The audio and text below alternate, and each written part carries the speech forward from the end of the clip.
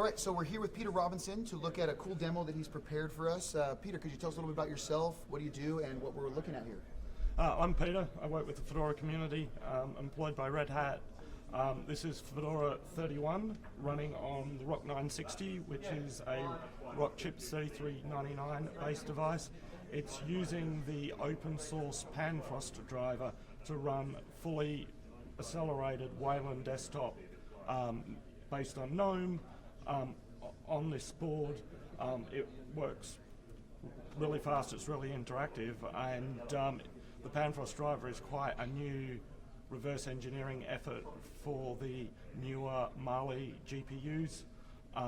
So it's quite interesting in that 6 months ago none of this worked and you couldn't actually do this, and now we can run a fully accelerated GNOME desktop on these devices. So is this similar to kind of some of the stuff that you're planning on doing with other 96 boards? I mean, were these some of the same blockers that you were facing with other 96 boards? A lot of the ARM SoCs in general use Mali because it's ARM's GPU IP, and there's two projects.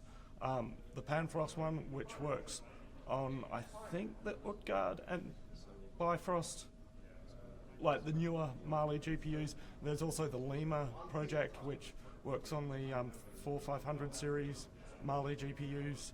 And so yes, for boards that have the Mali GPUs on board, we'll now be able to start using fully open source graphics stacks, which Fedora doesn't ship proprietary binary blobs for GPU drivers and things like this. So suddenly it opens up like really, and like the Rock960 is a very reasonably priced device, up to 4 gig of RAM, USB-C, USB 3 and a bunch of other stuff. So it's quite a performant little device for a reasonable amount of money.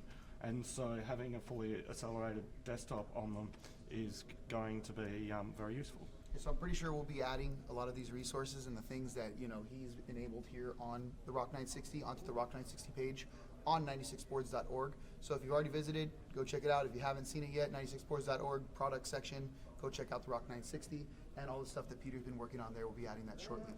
All the latest Fedora releases. All the latest Fedora releases and everything else, yeah. So of course, Peter, thank you very much for your time. Thank you. Appreciate it.